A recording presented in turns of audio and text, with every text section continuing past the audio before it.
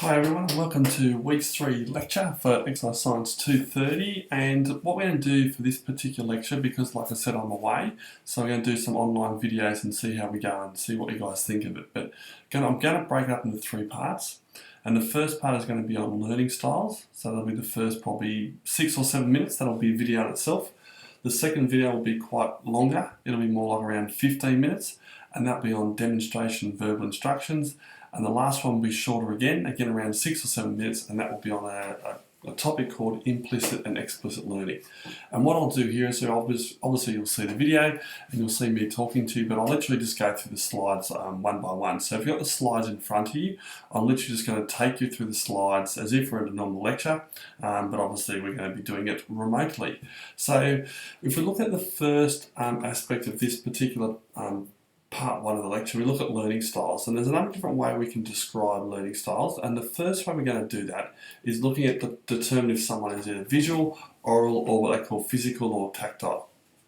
The key to understanding learning styles and actually trying to understand what kind of learning style people's most dominant one is because it means we can individualise our program to actually help people, whether it be in a therapeutic or clinical sense, or whether it be in a coaching sense as well, or even in the high performance sport area. If someone's more visual, then looking at things on a board and seeing how things are going to play out is really easy for them to actually pick up and take in. But if someone's oral, they're actually going to listen to what you're saying rather than watching on the board. And someone that's more physical actually gets to they want to actually physically do it, and they learn from the action of actually doing it.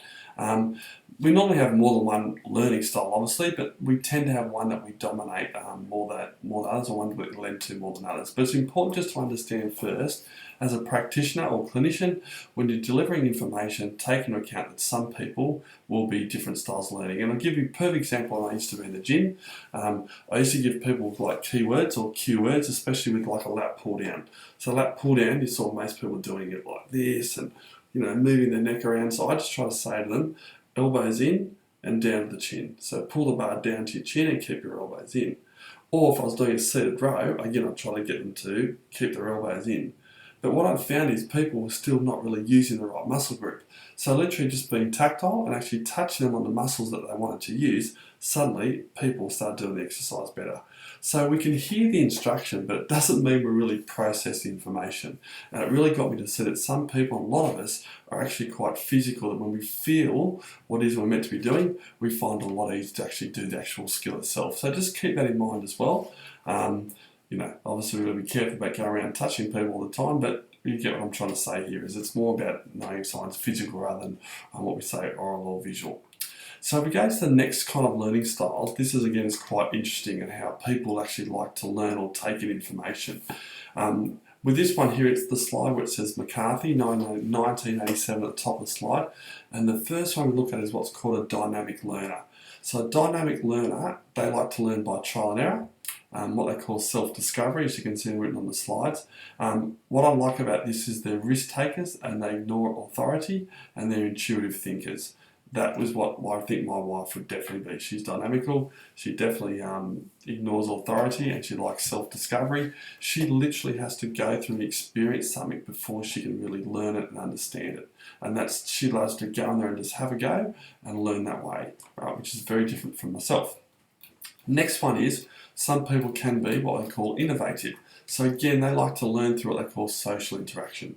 They tend to be divergent thinkers, and they're innovative, and they're very cooperative as well.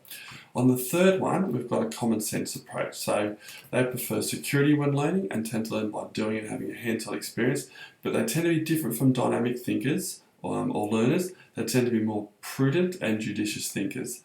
And on the last one, we've got what we call the analytical learner. And they prefer to learn in traditional instructional environments, and we like rules. We like to be a bit more intellectual rather than emotional, and I say we because I'm definitely more an analytical learner. So you can see there on that slide there, we've got my wife who's a dynamical learner and me an analytical learner, so we tend to sort of respect each other's learning styles and understand them quite well.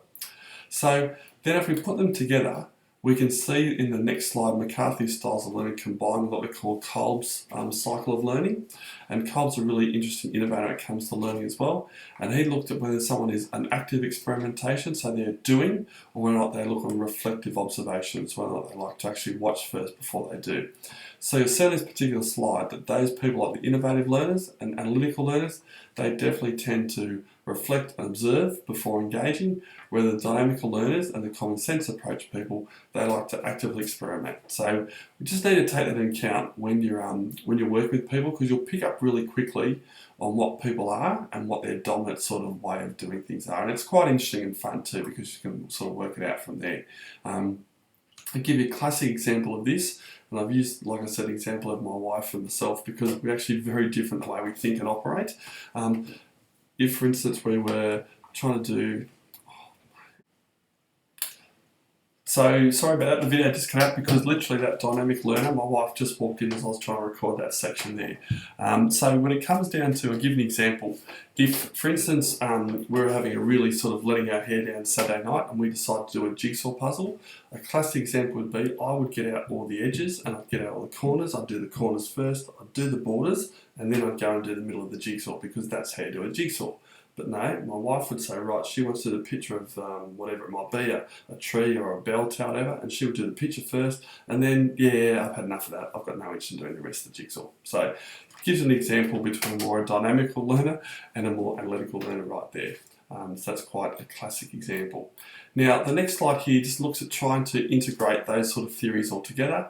It's sort of a different way of actually looking at things, but the reason why I put this slide in is because there's a number of different ways that we can represent people's learning strategies. And the thing I like about this is some people are self-expressive. In other words, they like to be on their own, they like to be independent, whereas some people are more what they call interpersonal style learners. They actually like to learn in groups.